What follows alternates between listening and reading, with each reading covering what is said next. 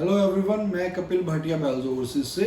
आज की जो वीडियो रहेगी यूके के कंप्लीट प्रोसेस की रहेगी। ये वीडियो में आपको कोई भी डाउट्स नहीं रहेंगे। तो अब मैं शुरू करता हूँ आज का यूके का प्रोसेस। यूके में मैं सबसे पहले बताता हूँ कि आपकी एलिजिबिलिटी क्राइटेरिया क्या है। एलिजिबिलिटी क्राइटेरिया में जिन स्टूडेंट्स ने अगर 12th करी है, अगर वो 2019 या 2020 सिर्फ 2019-2020 पास आउट स्टूडेंट्स, उनका अगर आइल्स में उन्होंने नहीं करी हुई तो उनके लिए आइल्स की वेवर दे रहे हैं। बहुत सारी यूनिवर्सिटीज आइल्स की वेवर दे रही हैं। तो लेकिन उनकी रिक्वायरमेंट क्या है, आपके 12th इंग्लिश में 70% मार्क्स होने चाहिए।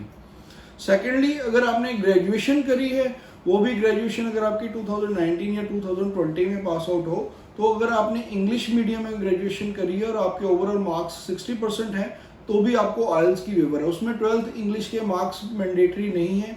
अगर आपके 12th इंग्लिश के मार्क्स 70% नहीं भी है, अगर ग्रेजुएशन इंग्लिश मीडियम में करी है तो भी आप एलिजिबल हो। या जिन स्टूडेंट्स के अगर ग्रेजुएशन में मार्क्स थोड़े से कम भी हैं, 12th इंग्लिश में 70% है, 2019-20 में उनकी ग्रेजुएशन हुई है, तो वो भी एलिजिबल है। उसके बाद बात करते हैं, अगर आपके आइल्स करी हुई है आपने, अगर 12th के बाद अगर आप कर रहे हैं तो 5.5 इन ईच मॉड्यूल, चारों मॉड्यूल में अगर आपके 5.5 है तो भी आपको यूनिवर्सिटीज एक्सेप्ट कर रही हैं। या जिन्होंने ग्रेजुएशन करी है 6 ओवरऑल नॉट लेस देन 5.5 है तो भी आपकी एडमिशन हो जाएगी आइल्स की। देखिए, जो अभी जो प्रोसेस चल रहा है यूके का, उसमें सबसे पहले क्या होता है कि हम आपकी ऑफर लेटर अप्लाई करते हैं। देखिए, बाकी कंट्रीज में क्या, ऑफर लेटर अप्लाई करने के लिए हमारे पास वही होता है कि आपके 10th ऑनवर्ड्स एकेडमिक्स लगते हैं, एक आइल्स का टीआरएफ लगता है, पासपोर्ट की फ्रंट बैक की कॉपी लगती है। लेकिन इसमें एक एडिशनल डॉक्यूमेंट लगता है, वो होती है एलओआर, लेटर ऑफ रिकमेंडेशन। ये एलओआर आपकी साथ लगेगी, चाहे आपने 12th के बाद अप्लाई करें चाहे ग्रेजुएशन। और ये मोस्टली 2 एलओआर चाहिए होती हैं, जो कि आप कहीं से भी अपने टीचर से, क्लास टीचर से, प्रिंसिपल से लेके लगा सकते हैं साथ में।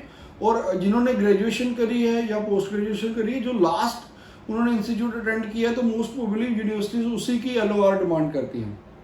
तो जैसे ही आपकी एलओआर साथ लग जाती है और आप ऑफर लेटर के लिए अप्लाई कर देते हैं। ऑफर लेटर आने के बाद आपकी मोस्टली यूनिवर्सिटीज इंटरव्यू लेती है, कुछ फीस डिपॉजिट, इनिशियल डिपॉजिट होने के बाद इंटरव्यू लेती है, कुछ बाद में लेती हैं। तो उसमें वही नॉर्मल क्वेश्चनर्स रहते हैं, वो हम आपको प्रिपेयर कराते हैं। अगर आपका कोई भी कंसल्टेंट है वो आपको प्रिपेयर कराएगा, जो भी यूनिवर्सिटीज़ ने आपसे क्वेश्चन पुट करने हैं। जैसे ही वो आपकी इंटरव्यू क्लियर होती है, आपकी फ़ी डिपॉजिट होती है। फीस की बात करें तो मोस्टली जो यूके की फ़ीस है यूनिवर्सिटीज़ की 12,000 पाउंड्स के अराउंड है। मतलब अगर इंडिया की वैल्यू, उसकी वैल्यू लगाए इंडियन रुपीज़ में, तो 12 लाख के अप्रॉक्सीमेटली उसकी वैल्यू होती है साल की फ़ीस की। उसके अलावा जब आप फ़ी पेमेंट कर देते हैं, फ़ी पेमेंट के बाद आपको फंड्स शो करने पड़ते हैं, 28 डेज ओल्ड फंड्स। और जब आप फंड्स दिखा देते हैं, फंड्स दिखाने के बाद आप यूनिवर्सिटीज़ को भेजते हैं अपने फंड्स, तो वो आपको कैश इशू करते हैं, cash confirmation of acceptance of studies.